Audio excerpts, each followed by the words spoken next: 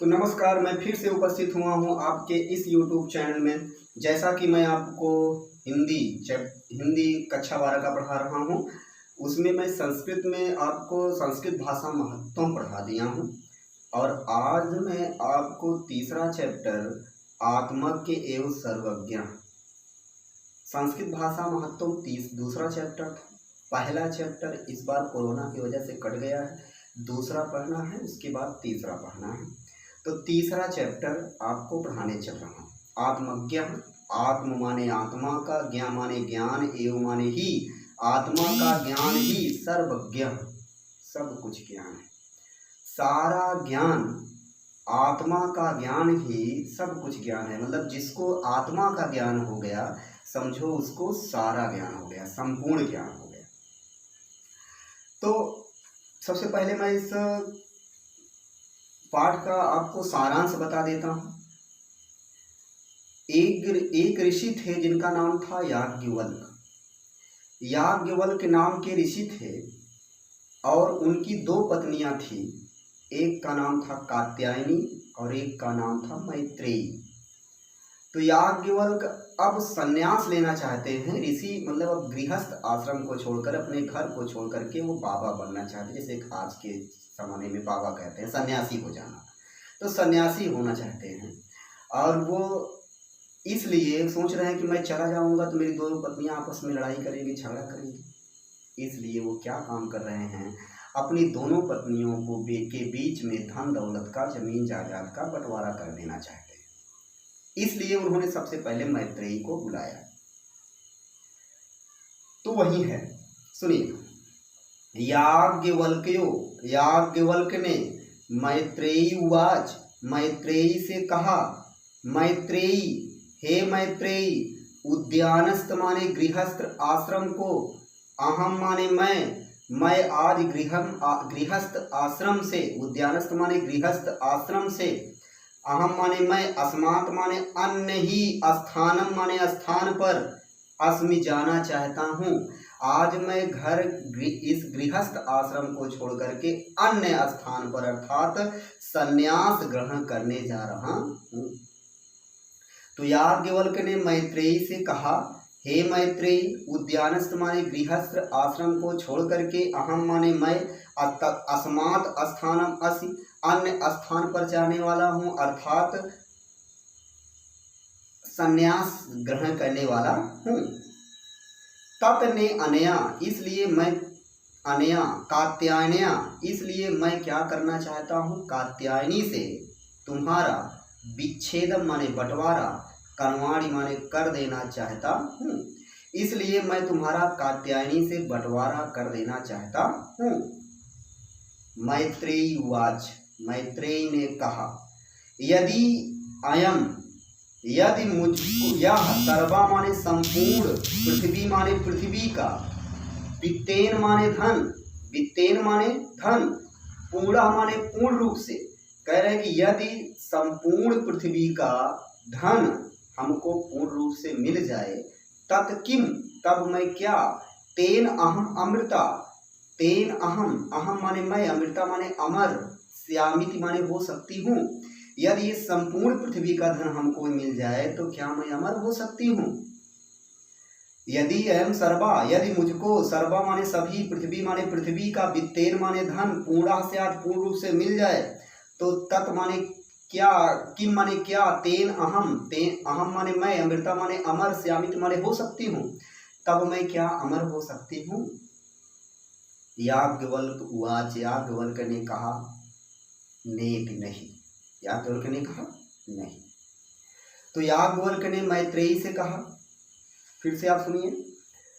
याज्ञवल्को मैत्रेयी उवाच, याज्ञवल्क ने मैत्रेयी से कहा, मैत्रेयी, हे मैत्रेयी, उद्यानस्थ गृहस्थ आश्रम को, अहम माने मैं, छोड़ करके, तस्मात् स्थानम अस्मि, दूसरे स्थान पर जाने वाला अर्थात संन्यास ग्रहण करने वाला हूँ।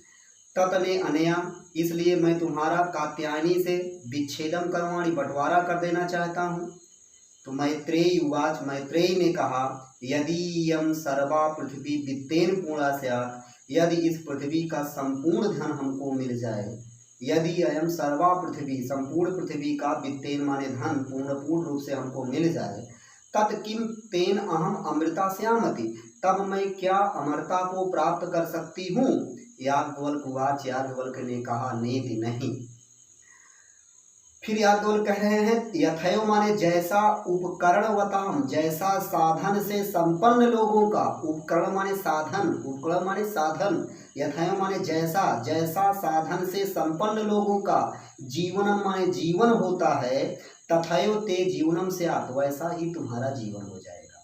मतलब जिसके पास संपूर्ण साधन हो, हर एक चीज साधन हो, सभी साधन हो, तो उसके पास किसी चीज की कमी ना हो, तो वैसे ही तुम्हारा जीवन भी हो जाएगा। धन से, धन पा जाने से तुम्हारा भी जीवन उसी प्रकार से हो जाएगा, लेकिन अमर नहीं हो सकती हो।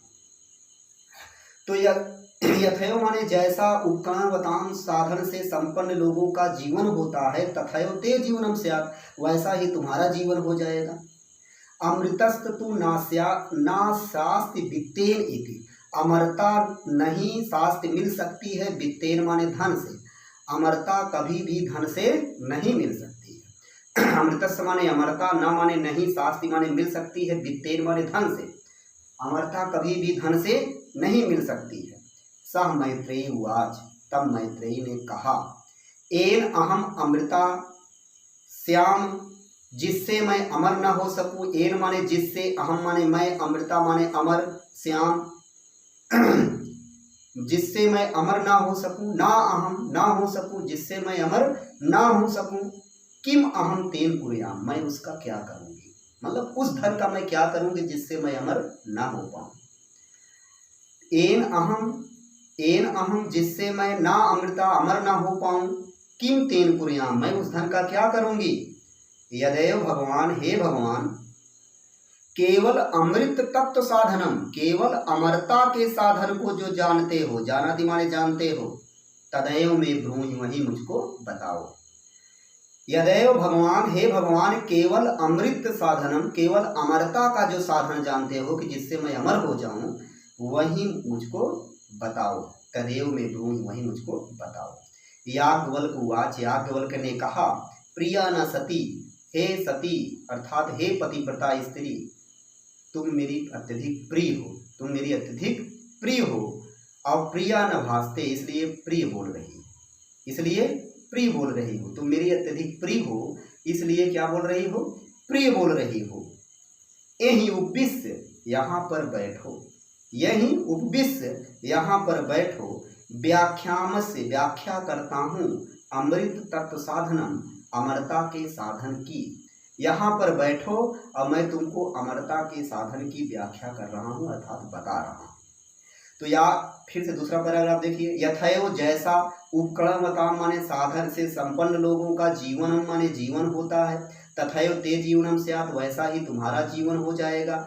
अमृतस्तु नाशास्ति, अमरता नहीं मिल सकती है वित्तेन धन से।